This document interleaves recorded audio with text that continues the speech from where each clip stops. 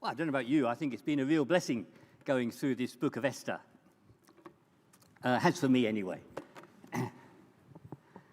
I was here 3 Sundays ago, and when I was here on that day, I said to you that at that time we were looking at chapters 2 and chapters 3, 2 and 3 together.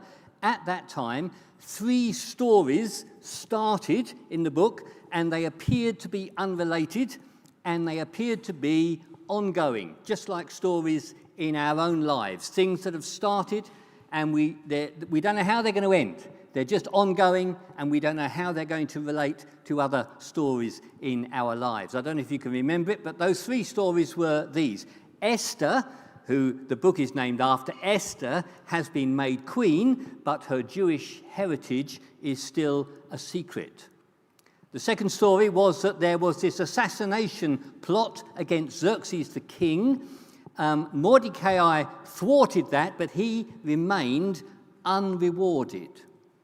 And the third story was this dreadful crime that Haman was plotting to exterminate all the Jews in the Persian Empire. Well, that was chapters 2 and 3, and they spanned several years. Today, we're in chapter 6, and chapter 6 spans just 24 hours. We're just going from one evening through the next day to the following evening. And I have to say, when I was studying this, that old song came to mind. What a difference a day makes. Just 24 little hours. Our 24 hours is like our own 24 hours. Every day, it's filled with thousands of little moments, thousands of emotions. Some of them planned, some of them just spontaneous, but some things, they just seem tiny and they just seem to just happen. Now, the title that was given me for tonight is The Joy of Small Things and a Big God. And it made me think that it's easy for us, isn't it, to think ourselves quite small. To think that the things that we do are pretty insignificant. But the thrust of the book of Esther is that God is so big, he uses ordinary people and the smallest of moments to bring about and to fulfill his great purpose. And we mentioned, and it's mentioned probably most weeks, that this book is unusual in that it doesn't mention God. And it doesn't mention prayer. But because of the thrust of it, when we see what's happening and how it happens, we just have to conclude this has to be the work of God. This cannot be just mere coincidence. So I'm going to spend just 5 minutes before we break around our tables for a little discussion, just reminding us of the things in chapter 6 that seemingly just happened. Well, it just so happened that on the second evening, there's going to be a banquet. Esther has arranged it. It's an intimate dinner party. She's only invited the king, her husband, and Haman the baddie, but he doesn't know that she knows he's a baddie. Now, she's got plans of her own, but they're not going to be revealed today. So you've got to come next week for that. For Haman, his 24 hours, it's a day of extremes. He is overjoyed and he is furious. He's overjoyed because of the invite to the dinner party. The queen has laid on this dinner party, it seems, just for the king and him. What an honor. He's overjoyed. But he's furious because as he leaves the palace, he sees Mordecai again, this Jew who will not bow to him, and it makes him furious. But it just so happens that this day is the day that Mordecai has decided to do something about it. It's odd, isn't it? I mean, this guy, Mordecai, has never bowed to Haman, but it just so happens that this day Haman is going to do something about it. And so we saw last week, in the evening, he was erecting that great pole on which he wanted to impale Mordecai the next morning. He needed the king's permission, so he planned to go to the palace to get the king's commission that next morning. Now, it just so happens that the king can't sleep. And so what he does is he requests the journals, some journals to be brought in. Basically, he asks for someone to come and read to him. And he chooses the chronicles of his reign, masses of volume after volume after volume, just sharing everything about his reign. I have to say I identify with him on this. I don't have journals chronicling my reign, but I do have Radio 4. And when I can't sleep, I tend to just put on Radio 4 quite quietly. And it's just someone talking in the background just sends you off. I don't know what you do. I know it's quite trendy to listen to whale music, isn't it? Or to the ocean crashing against the shore. I see Jan there. Can I share a story, Jan? Because I know Jan shared with me once, Jan Lightfoot, that one day she just came to in bed and she could hear my voice. Now, I know what you're thinking. I know what you're thinking. You're just thinking she's having a wonderful dream. But no, what she's actually saying is she's telling us what Phil, her husband, does when he can't sleep. He listens to one of my talks. So thanks, Phil, for that. So the journals, which journal do we bring in? Well, it just so happens that they chose one. And it just so happens that the journal they chose was chronicling something that happened 5 years ago. And that was this assassination attempt on Xerxes, and how Mordecai came to the rescue. And so it didn't happen.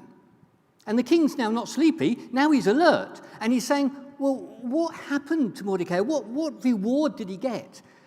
And they said nothing. Nothing was done for him. Now, 5 years have passed, but it just so happens that today the king decides this cannot wait another day. Something's got to be done. And so, because the king is king, he doesn't do it himself, he says, who's in the court? Now, it just so happens, of course, that Haman's in the court because he's come with that request. He's come early to get in front of the queue to see the king, to get the king's permission to have Mordecai executed. And so Haman is brought in to the king's presence, and the king asks him a kind of, well, it's a little bit obtuse, I suppose. It's in verse 6, and the king says, what should be done for the man the king delights to honor? Now, Haman is so conceited that he cannot imagine the king's talking about anyone else but him. Now, he's already got most things that we strive for. He's already got position, authority. He's already got power. He's already got immense wealth. But what he craves is prestige. And so he's thinking, what would I like to happen to me? And so he answers the king and he says, well, do you know, the man that you want to honor, I think you should get one of your nobles, and he should get one of the royal robes that you have worn, and dress this man in the royal robe and put him on one of the royal horses that's got a royal crest on his head, and that noble should lead that man through the city, and as he leads him, he should be saying, look, wonderful things about him, and saying, this is what happens to the man that the king wants to honor. And then Xerxes drops that bombshell. Great plan. And he says to Haman, Haman, you are going to be that noble, and the man that I want you to honor in every way that you've suggested is Mordecai. And so it happens. Now, when we started this chapter, remember those 3 stories? Said they started, they haven't ended, suddenly one is concluded. You know, that assassination attempt stopped by Mordecai, he hadn't been rewarded, now that story closes in a way. He's been rewarded. But you can imagine how Haman was feeling. He was absolutely humiliated. And in verse 12, it says he rushed home. His head was covered in grief. And he kind of unburdened himself. He was just he was just offloading onto his wife and onto those who were in his house, his friends, when there was a knock at the door, and it's the king's escort has arrived to take him. Where did we start? That dinner party. We're at the second evening. The king's escort has arrived to take him off to the dinner party. And that's where chapter 6 ends. Could things get any worse for Haman? Not telling you. That's next week. We'll take a little break there. I've got a question which I'd just like, round the tables, if you just want to have a little discussion. We'll only stop for 3 or 4 minutes. And that's the question. Share what you know about the rescue of British and Allied soldiers from the beaches of Dunkirk in 1940. And if you're over this way and you've got no idea what we're talking about, you should find someone who looks like me and ask them to join you on your tables, and that might help. So just literally about 3 minutes, just share what you know.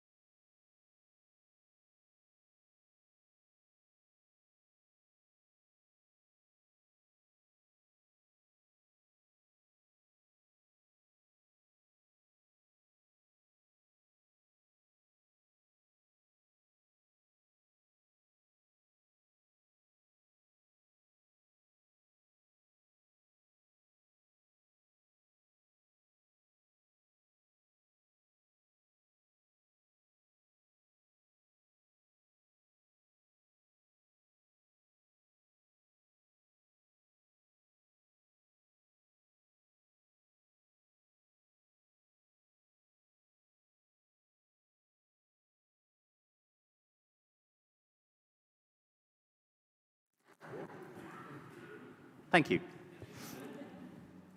Yeah, do you know how many little boats, roughly? About 1,000, 800.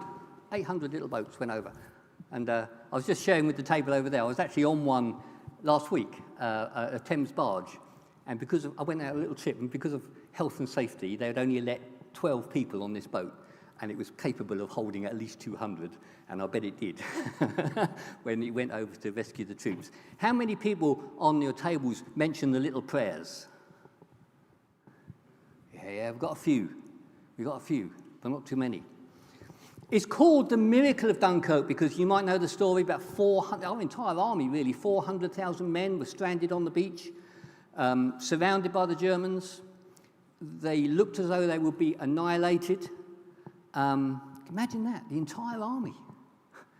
And the only way that they could be rescued was to send little boats across the channel, and the government estimated that they could save 20 to 30,000 men at the most.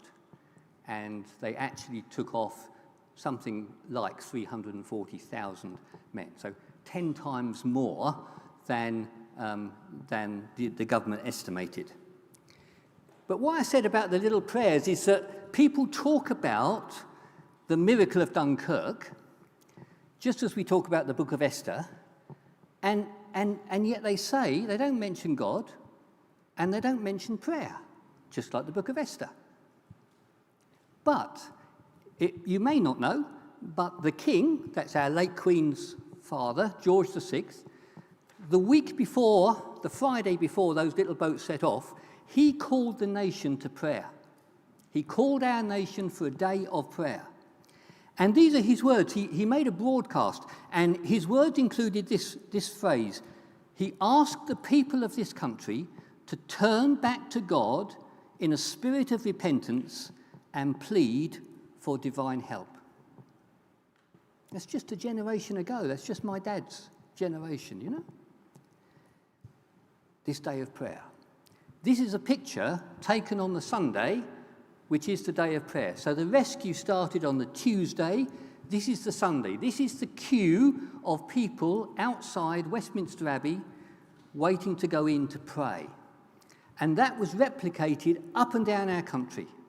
The churches, the chapels, for the Jewish community, the synagogues, they were overflowing as people prayed. It's interesting, isn't it?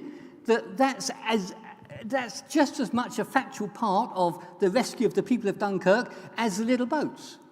And yet we tell the story, we even call it a miracle, but we don't mention God and we don't mention prayer. And that was the best example I could come up with to describe the book of Esther. It's because when you see what happens, and what did happen at Dunkirk was that for some reason the channel was like a mill pond. So even quite small boats could get across. But over France, there were storms which grounded the Luftwaffe, the German Air Force, so they couldn't bomb the people. And perhaps the biggest oddity was that Hitler overrode his generals. His generals wanted to send the tanks in, finish the job, but he wanted the tanks held back, and he held them back for 3 days. We'll never know why. See, like the book of Esther, you can look at something like that, and this is, I'm sure, what the thrust of Esther is. It's just laying out history for us in such a way that although they don't mention God and they don't mention prayer, it seems so obvious that God's hand is at work. So obvious. So I'd say, look for God in the small things, in the little details of life. Pray over small things. If you want to know where to start praying, don't wait for some calamity to happen. Start praying for small things. And remember what we said before, God uses ordinary people and everyday moments. You and what you do, me and what I do, God uses us to bring about his great eternal purposes. Now, the story of Esther is still unfolding. So I'd just like to use my final few minutes just bringing to you 4 observations that came to me as I was studying this chapter. The first is the question, how can God use these tiny details? You know, what the weather's like or how a man felt on a certain day. How can he use these tiny details to weave his will? Well, the answer is because God is so big.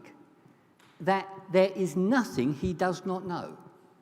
Every detail of our life and every detail of the world is known to him. You compare that to Xerxes. Xerxes, the king, the most powerful man of the most powerful empire of the world.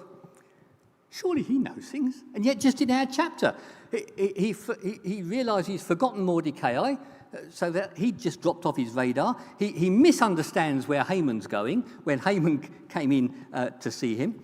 And, believe it or not, he seems to be the only one in Persia who remains unaware of Haman's plot against the Jews. Now you compare that, what did we just sing? We just sang a song that said, every grain of sand is numbered. Who can do that? God. Luke 12 says that every hair on our head, not my head, your heads, every hair on our heads are numbered. That intricate, that tiny detail is known of God. And God is not deceived, like Xerxes was deceived by weasel words that Haman brought. He wasn't going to tell him the truth. He was going to bend it round to get his own way. God's not deceived in that. In fact, God's not deceived by words at all, because God reads our hearts. That's what we're told in Romans 8, when God is described as someone who searches our hearts. There was an occasion when Jesus was talking to the Pharisees, the religious leaders of the time, in Luke in chapter 16. And if you want an example of people who said one thing and did another, that would be the Pharisees. And Jesus said to them in Luke 16, God knows your hearts. So I've already said, pray over small things. Look for God in small things. But here's the second point. When you come to God in prayer, when we come in praise, when we come in worship, never, never, never fret over the words. The words don't matter. You can't get the words wrong because God searches our hearts. He knows our needs. He knows how we feel. He knows our hearts. And he knows that sometimes those hearts of ours, they ache. Sometimes we're in situations where we long for relief. We wonder why God seems silent. We wonder why God seems slow to respond. Well, think again, make a comparison with Xerxes. He thought he'd made a mistake. He'd missed rewarding Mordecai 5 years before. He thinks he's 5 years overdue. But God doesn't make mistakes. And when we look at the timing of what's happening through the book of Esther, we realize that God's timing is perfect. And I think, again, the book of Esther is teaching us, is teaching me to wait on the Lord, because he doesn't make mistakes and because his timing is perfect. Those people, the Jewish people, were going through a trauma that I don't think we could imagine. And even through that trauma, the book is telling us, I believe, wait on the Lord. Trust in him. My prayer is that whatever we are going through, whatever happens to us in this life, may we be able to echo the words of David, who wrote one of the Psalms. Well, he wrote more than one of the Psalms, but the one I'm referring to is Psalm 31. This is the words of David. But I trust in you, O Lord. I say, you are my God. My times are in your hands. Then thirdly, why was Mordecai rewarded? Well, he was rewarded because his name was written in the journal. Yeah? The journal was read, his name came up, what happened about him? And it reminded me of that event in Luke in chapter 10, when heaven gave power to the disciples, even to have power over demons. And Jesus sent them out with that power. And they came back astonished with what God was able to do through them. They were astonished that they had power over demons. And yet, do you remember what Jesus said to them when they came and they were so excited about what had happened? Jesus said, do not rejoice that the spirits submit to you, but rejoice that your names are written in heaven. In the end, that is all that matters, that our names are written in heaven. It's not the big, showy things that we might do in our lives that count. It's how personally and quietly we surrender our hearts to the Lord Jesus. My final observation is this: are we aware of what we're wearing? No, I don't mean what you're wearing now, but I mean spiritually. You see, Haman's heart was so evil, and yet Andy shared with us last week that actually we have the same characteristics. Haman might have had more power, but the things that he wanted, our hearts crave over those things as well. And yet he was so evil, and yet he believed that he deserved to wear the king's robe. But he never wore it. Mordecai did wear it, and his life was saved. I came across this verse in Isaiah.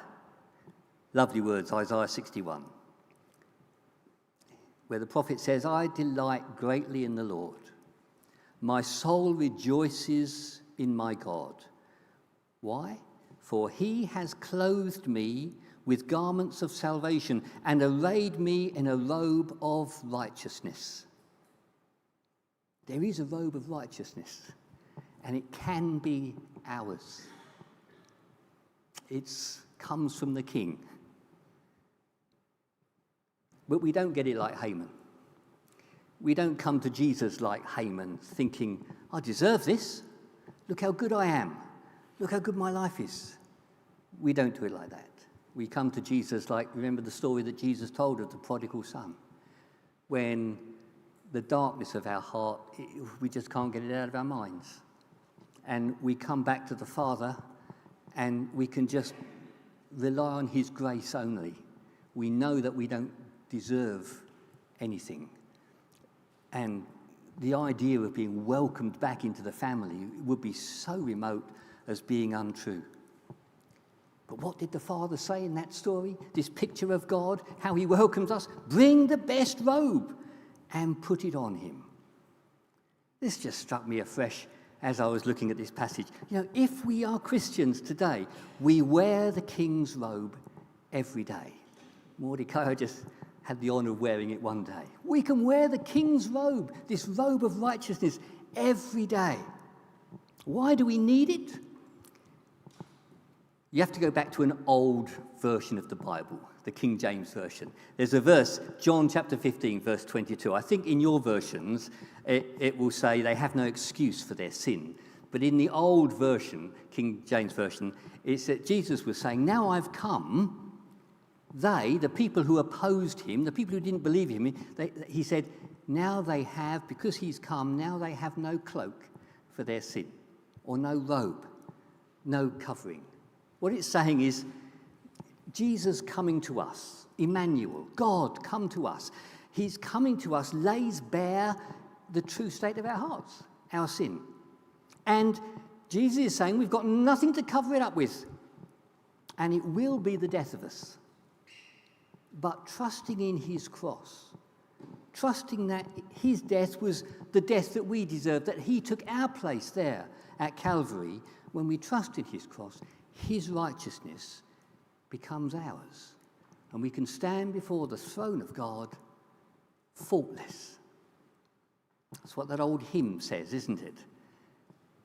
When he shall come with trumpet sound, oh, may I then in him be found, dressed in his righteousness alone, and so faultless to stand before the throne. Music group didn't pick up that hint that now we're going to sing that song. So if you'd like to join us, look out for those words. You see, trusting in the cross is only available to us until he comes. Jesus is coming again. Let me read those words again, look out for them. When he shall come with trumpet sound, oh, may I then in him be found, dressed in his righteousness alone, faultless to stand before the throne. Let's stand if we can and raise our hearts to our Saviour.